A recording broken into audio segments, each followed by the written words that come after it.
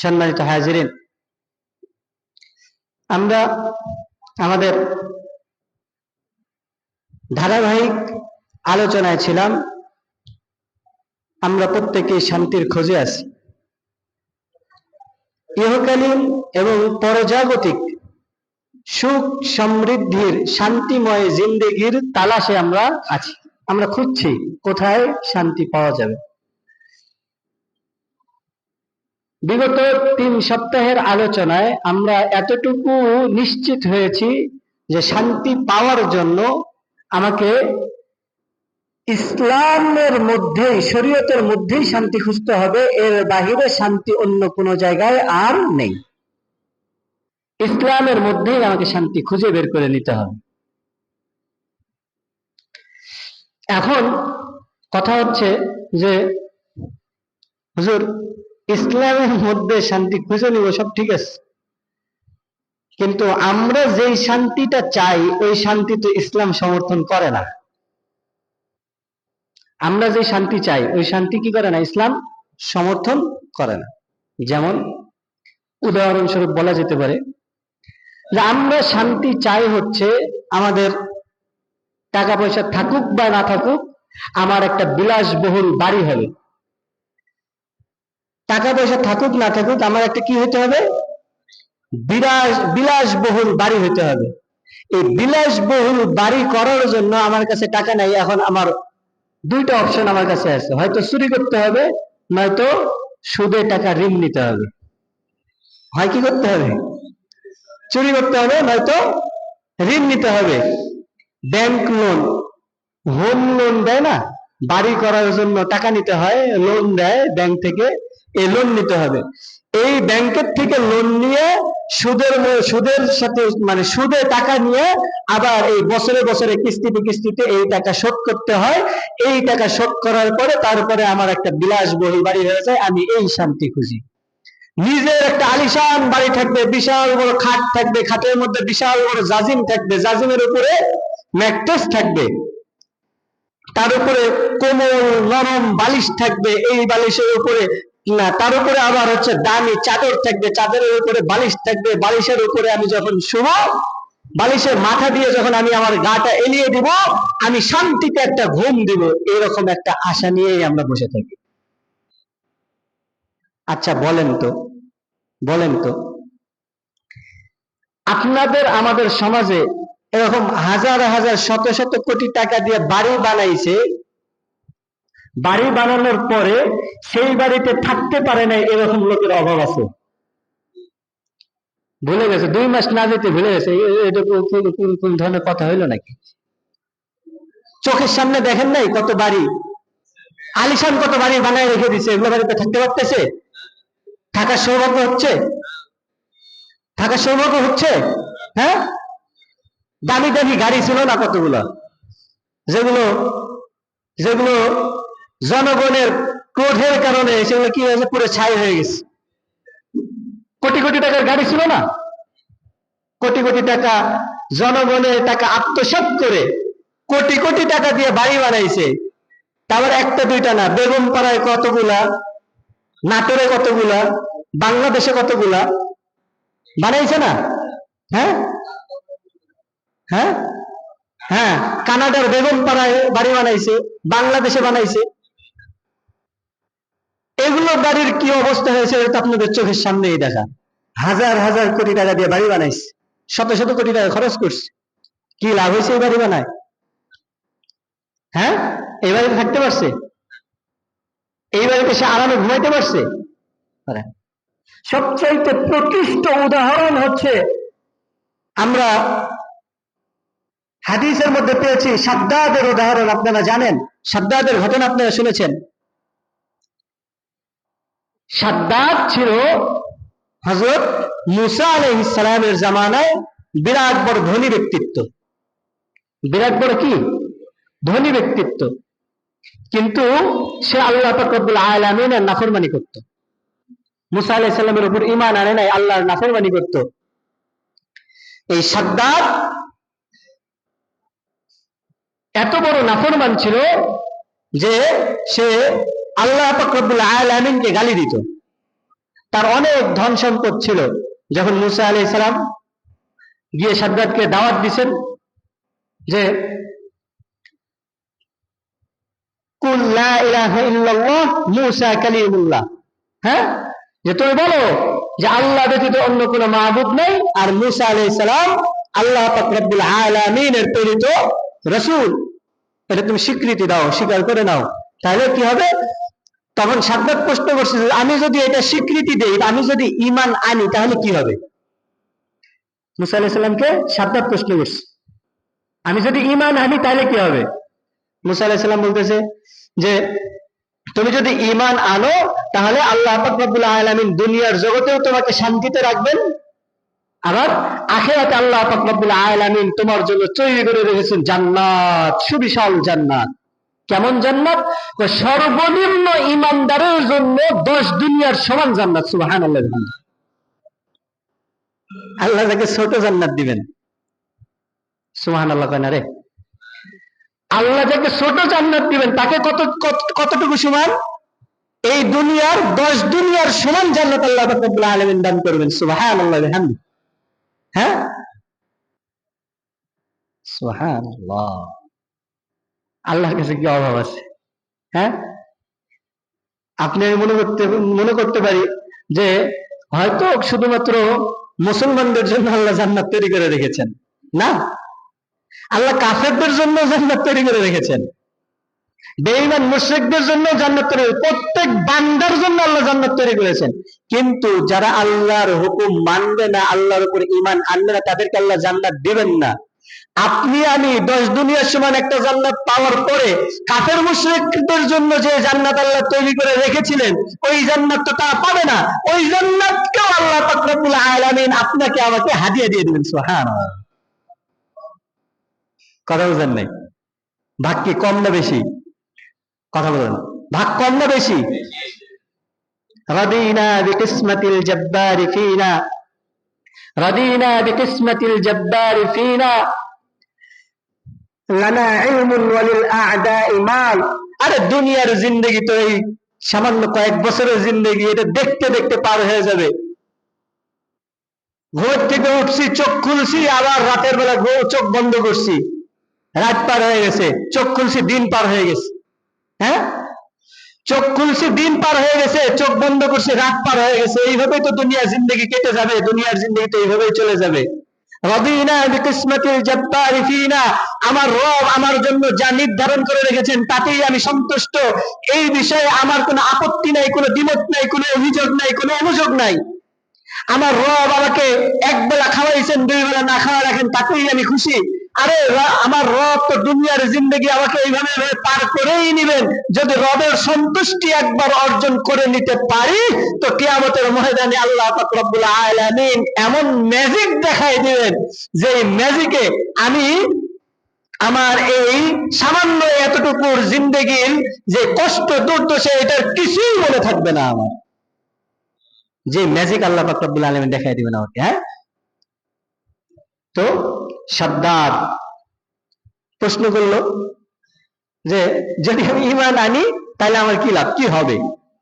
মুসা আলাইহিস সালাম বলছেন, যদি তুমি ঈমান আনো তাহলে দুনিয়াতে তো আল্লাহ পাক রব্বুল আলামিন তোমাকে শান্তির জিন্দেগি দিবেনই, মৃত্যুর পরে তোমার জন্য আল্লাহ পাক রব্বুল আলামিন এক জান্নাত, সুবিশাল জান্নাত নির্ধারণ করে রেখেছেন, বানিয়ে রেখেছেন। হ্যাঁ, তখন শাদ্দাদ প্রশ্ন করে, জান্নাত কাকে বলে? মুসা আলাইহিস সালাম তাকে বলতেছে, জান্নাত হচ্ছে এমন এক জায়গা, যে জায়গায় আল্লাহ পাক রব্বুল আলামিন এত নাজ নিয়ামত দিয়ে রেখেছেন, এত নিয়ামত দিয়ে রেখেছেন আল্লাহ পাক রব্বুল আলামিন, যে ওইখানে আমার মনে মনে যা কল্পনা হবে তা বাস্তবে রূপান্তরিত হয়ে যাবে। সুবহানাল্লাহ। আমার দিলে, আমার মনে হয় না এর চাইতে ভালো ব্যাখ্যা করে বোঝানো সম্ভব আমার। হ্যাঁ, কথা বুঝেন নাই? মনে করেন, ধরেন আমি একজন ব্যক্তি, আল্লাহ মাফ করুক, এখন আমার মনে চাচ্ছে যে কত মানুষই তো খায় না, আমার এখন মনে চাচ্ছে যে আমি পৃথিবীর সবচাইতে দামি মদ খাবো, পৃথিবীর সবচাইতে দামি মদ আমি খাবো। মনে করেন, নাউজুবিল্লাহ, আল্লাহ মাফ করুক। হ্যাঁ, মনে করেন এরকম মনে চাচ্ছে আমার, আমার পক্ষে কি এখন খাওয়া সম্ভব? খাওয়া সম্ভব? কয়েকটা কারণে খাওয়া সম্ভব না। এক, প্রথমত আমি হুজুর মানুষ, নেশা জাতীয় দ্রব্য আল্লাহ পাক রব্বুল আলামিন হারাম করেছেন, আল্লাহ রাসূল হারাম করেছেন, খাওয়া যাবে না। এক, আলেম মানুষ, জানি শরীয়তের বিধান, আল্লাহর প্রতি ভয় আছে, ভয় থাকার কারণে কি করা যাবে না? খাওয়া যাবে না। দুই নম্বর হচ্ছে গোপনেও খাওয়া যাবে না। কেন? আপনাদের সামনে তো খাওয়ার সম্ভাবনাই নেই, কারণ আমি হুজুর মানুষ, আপনাদের ইমাম সাহেব, আপনারা তখন বলবেন যে ইমাম সাহেব কি করে? মদ খায়। এক নম্বর কারণ। দুই নম্বর হচ্ছে গোপনেও খেতে পারবো না। কেন? কারণ আমার আল্লাহর প্রতি ভয় আছে, আল্লাহকে আমি ভয় করি, কেউ না দেখুক, আমার আল্লাহ তো দেখছেন, এই ভয় আমার অন্তরে আছে, এই জন্য আমি গোপনেও খেতে পারবো না। তিন নাম্বার, যেটা সবচেয়ে বড় কারণ, সেটা হচ্ছে ওই পরিমাণ টাকাই তো আমার কাছে নেই। কথা বুঝেন নাই? ওই পরিমাণ টাকা আমার কাছে আছে? ওই পরিমাণ টাকাই তো আমার কাছে নাই। খাবো কিভাবে? এবং অহেতুক যদি কোনো কিছু মনেও চায়, আমরা মনকে প্রবঞ্চনা দিই কিভাবে, প্রবোধ দিই কিভাবে, যে না, আমার রব এটা হারাম করেছেন, আমি এটা খাবো না। লোক সমাজে আমি একজন হুজুর মানুষ, ইমাম সাহেব মানুষ, আমি যদি এই মদটা খাই মানুষজন খারাপ বলবে, এই দিক থেকেও খাবো না। তিন নাম্বার যে বড় কারণ, আরে বেটা তুই খাবি, তোর কাছে এত টাকা আছে নাকি যে তুই খাবি? হ্যাঁ, এইভাবে আমি আমার মনকে সান্ত্বনা দেই। অহেতুক একটা কল্পনা আমার মনের ভিতর উঠছে, আমি এইভাবে মনকে সান্ত্বনা দিয়ে দিচ্ছি। জান্নাত হচ্ছে এমন একটা জায়গা, যে জায়গায় আপনার আমার মনের মধ্যে যদি কোনো একটা অহেতুক চিন্তাও আসে, আল্লাহ পাক রব্বুল আলামিন ওটাকে বাস্তব করে দিবেন। সুবহানাল্লাহ। মাত্র খেয়ে উঠছেন জান্নাতে, মাত্র কি করছেন? খেয়ে উঠছেন, পেট ভরে, জান শান্তি করে। পেট তো পেট ভরার কি জিনিস? পেট ভরার থেকে মন ভরা হচ্ছে বড় জিনিস। খাবার অনেক স্বাদ হয়েছে, আপনার সামনে অনেক খাবার আছে, আপনি জান শান্তি করে খাইতে পারলেন, এটা এক রকমের। কিন্তু আপনার পেট ভরে গেছে, আপনার এখনো মানে খিদার চাহিদা মিটে নাই, এটা আরেক জিনিস না? হ্যাঁ, তখন আপনার আত্মা মানে পরিতৃপ্তি আসে নাই। তো জান্নাত হচ্ছে পরিতৃপ্তি সহকারে খাওয়া যাবে, জান শান্তি করে খাওয়া যাবে। আচ্ছা, জান শান্তি করে আপনি খাবার খেয়ে উঠছেন, খাবার খেয়ে উঠে, জান্নাতে তো বাথরুম নাই, পেশাব পায়খানা নাই, জান শান্তি করে খেয়ে ওঠার পরে একটা ঢেক উঠছে, সব খাবার কি হয়ে গেছে? হজম হয়ে গেছে, আলহামদুলিল্লাহ। হ্যাঁ, খায় দায় উঠার পরে হঠাৎ করে দেখছেন কি সুন্দর রং বেরঙের রং চঙ্গা একটা পাখি সামনে দিয়ে উড়ে যায়। হ্যাঁ, হঠাৎ করে মনের ভিতর অহেতুক একটা কল্পনা আসছে, অহেতুক একটা কল্পনা। হ্যাঁ, হায় যদি পাখির ভুনাটা আমি খেতে পারতাম, এই পাখিটা আস্ত একটা পাখি যদি ভুনা করে খেতে পারতাম। হ্যাঁ, কত কিছুই তো খাইলাম, এরকম একটা এত সুন্দর রং বেরঙের দৃষ্টি নন্দন পাখি, এই পাখিটা যদি আমি আস্ত ভুনা করে খাইতে পারতাম, মনের ভিতর কি হয়েছে? একটা কল্পনা উঠছে। আমি মনে করি এটা কোনো কথা হইলো নাকি? মনের ভিতরে কল্পনা উঠছে, পাখিটি ভুনা হয়ে আস্ত পাখি প্লেটে আপনার সামনে হাজির হয়ে গেল। সুবহানাল্লাহ, সুবহানাল্লাহ। জান্নাত। হ্যাঁ, তাজরি মিন তাহতিহাল আনহার। আরে জান্নাত কি, আপনি আমি হাঁটবো, পায়ের নিচ দিয়ে নদীর পানি প্রবাহিত হচ্ছে। সুবহানাল্লাহ। হ্যাঁ, মানে আমি হাঁটছি, আপনার আমার পায়ের নিচ দিয়ে পানি প্রবাহিত, নদী প্রবাহিত হচ্ছে, নদী দিয়ে মাছ যায়, নদী দিয়ে বিভিন্ন রকমের যে প্রাণীগুলো নদীর, এই নদীর প্রাণীগুলো এই নদী দিয়ে যাচ্ছে, আমি আপনি দেখছি, আমার পায়ের নিচে নদীর কি সুন্দর যাচ্ছে। পৃথিবীর বুকে সবচেয়ে দামি খাবার কি? আমি কদিন আগে মনে হয় একটা নিউজে দেখলাম, সবচেয়ে দামি খাবার হচ্ছে ওই তিমি মাছের হচ্ছে পায়খানা, যেটা মল, এটা দিয়ে নাকি এটা খুব উপকার। এটা পায়খানা তো না, পেট থেকে বের করে আর কি। হ্যাঁ হ্যাঁ হ্যাঁ হ্যাঁ হ্যাঁ, লালা। আচ্ছা, যাই হোক, সেটা এটা হচ্ছে পৃথিবীর সবচেয়ে দামি খাবার। আর এটা নাকি বড় বড় সব রাষ্ট্রগুলো আছে না, রাষ্ট্রপ্রধানরা, প্রেসিডেন্টরা এগুলা খাবার খায়। হ্যাঁ, ডিমের মতো গোল গোল এরকম সুন্দর আমি দেখছি, হ্যাঁ, ভিডিওতে দেখলাম। তো এটা হচ্ছে সবচেয়ে দামি খাবার। এটা 1 গ্রাম ওজন খাবারের দাম নাকি কয়েক হাজার কোটি ডলার। 1 গ্রাম খাবারের দাম নাকি কয়েক হাজার কোটি ডলার। এটা খুব নাকি খুব পুষ্টিদায়ক, খুব মানে শক্তিদায়ক খাবার। এটা বড় বড় প্রেসিডেন্টরা, যেমন হচ্ছে যে রাশিয়ার প্রেসিডেন্ট পুতিন, এরা নাকি খায়। কিম জং উন উত্তর কোরিয়ার প্রেসিডেন্ট, তো এরা এগুলা খাবার নাকি খায়, ভিডিওতে বলছে। এখন আপনার আমার যদি এই খাবার এখন খেতে মনে চায়, আপনার আমার কিডনি বেঁচে তো এই খাবার খাওয়া, 1 গ্রাম খাবার খাওয়া সম্ভব না। হ্যাঁ, আমাদের 7-8 জনের কিডনি বেচলেও তো মনে হয় এই খাবার খাওয়া সম্ভব না।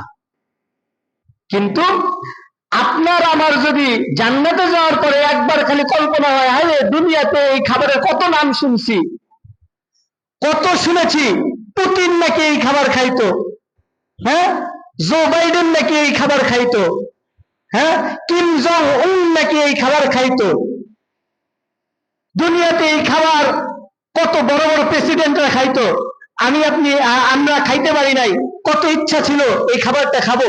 হায় যদি এই খাবারটা এখন পাইতাম। খালি মনের ভিতর কল্পনা করতে দেরি, আপনার আমার সামনে খাবার তৈরি হয়ে আসতে দেরি হবে না। সুবহানাল্লাহ। হ্যাঁ, জান্নাতীদেরকে আল্লাহ পাক রব্বুল আলামিন সর্বপ্রথম মেহমানদারি করাবেন মাছের কলিজা দিয়ে। সুবহানাল্লাহ। সর্বপ্রথম মেহমানদারি হবে কি দিয়ে? মাছের কলিজা দিয়ে।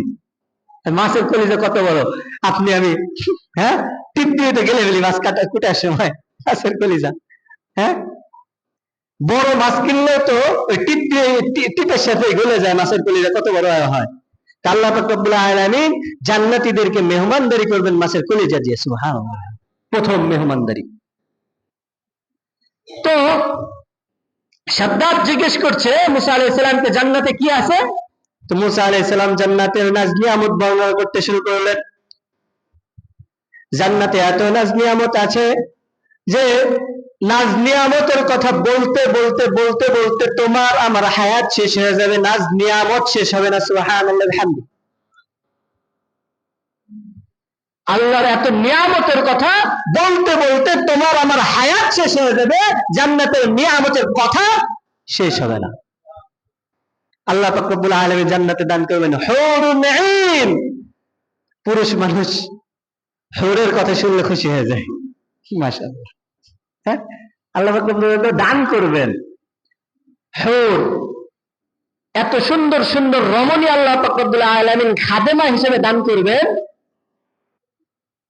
হাদিস শরীফে এসেছে, যদি তাদের দেহের একটা অংশ যদি দুনিয়াতে ছেড়ে দেওয়া হয়, তো এই অংশের যে আলো, এই আলোর কারণে সূর্যের আলো ম্লান হয়ে যাবে।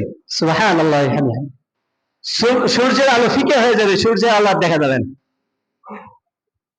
তাদের শরীরে এত আলোকোজ্জ্বল শরীর হবে তাদের। সুবহানাল্লাহ। অন্য এক রিওয়ায়াতে আছে যে গায়ের দিকে তাকাইলে মানে রক্ত যে প্রবাহমান রক্ত দেখা যাবে, রক্ত প্রবাহিত হচ্ছে। সুবহানাল্লাহ বিহামদি। রগের ভিতর দিয়ে রক্ত প্রবাহিত হচ্ছে, এটাও দেখা যাবে। সুবহানাল্লাহ।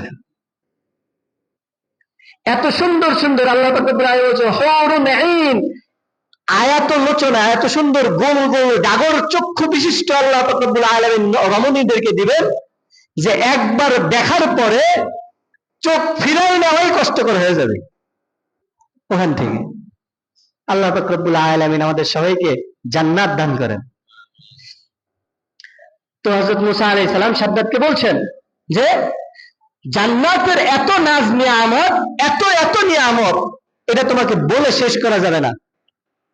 তখন শাদ্দাদ বলতেছে, তাহলে সংক্ষিপ্ত আকারে কিছু বলেন, কিছু একটা তো বলেন। হযরত মুসা আলাইহিস সালাম সংক্ষিপ্ত আকারে তাকে যা বলল, সে এটা নোট করছে। এটা কি করছে? নোট করছে, লিখে ফেলছে।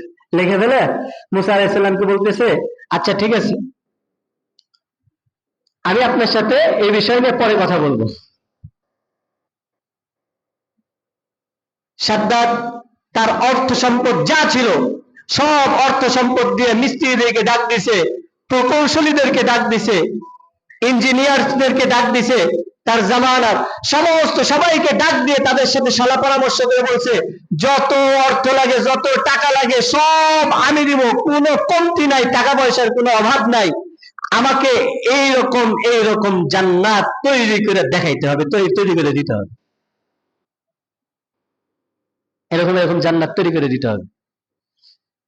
হাজার হাজার শ্রমিক, লাখ লাখ শ্রমিক দিয়ে কাজ শুরু হয়ে গেল। কাজ শুরু হয়ে গিয়েছে, পরে কাজ শুরু হওয়ার পরে সাদ্দাত মুসা আলাইহিস সালামকে গিয়ে বলছেন যে অমুক দিন আমি আপনার সাথে কথা বলবো, অমুক দিন আপনার সাথে কথা বলে আমি সিদ্ধান্ত জানাবো যে আপনার উপর ঈমান, আপনি যে বিষয়ে আমাকে বলেছেন সেই বিষয়ে ঈমান আনা যায় কিনা, এটা আমি সেদিন আপনাকে সিদ্ধান্ত জানাবো।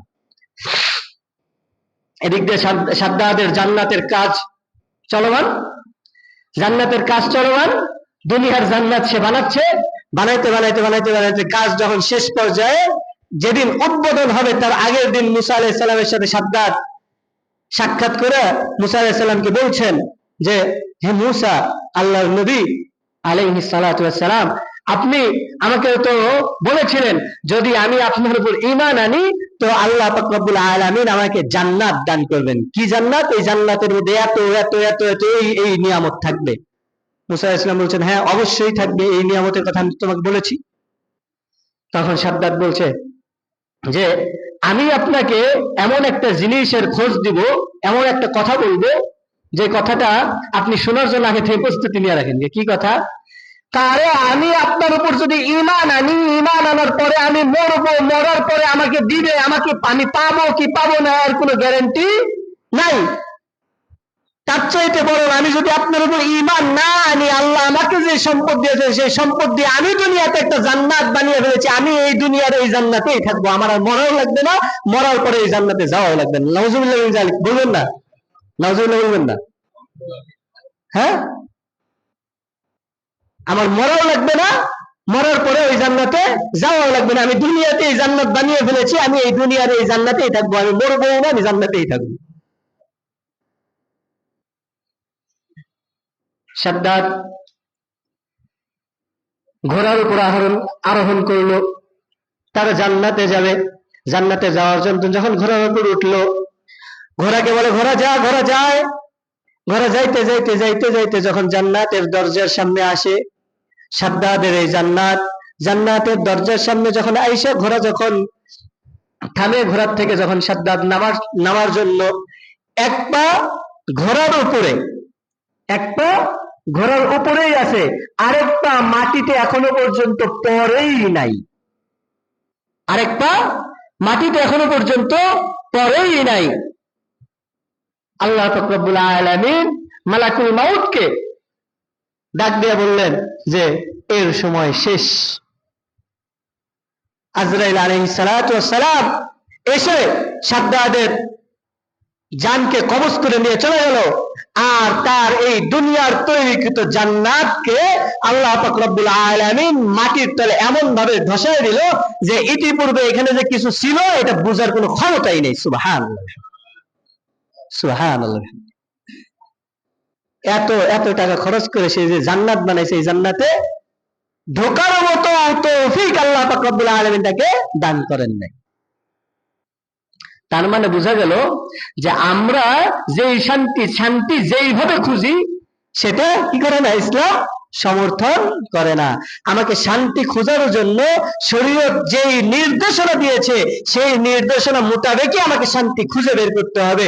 আর এই নির্দেশ যদি আপনি অমান্য করি, তবে আপনি কখনোই শান্তি আর খুঁজে পাবো না। শান্তি খুঁজে পাওয়ার জন্য আমাকে আল্লাহ পাক রব্বুল আলামিনের নির্দেশ আর রাসূল সাল্লাল্লাহু আলাইহি ওয়াসাল্লামের দেখানো পথকেই অনুসরণ করতে হবে। পারবো তো ইনশাআল্লাহ? আল্লাহ পাক রব্বুল আলামিন আমাদের প্রত্যেককে কবুল করেন, সকলে বলে আমিন।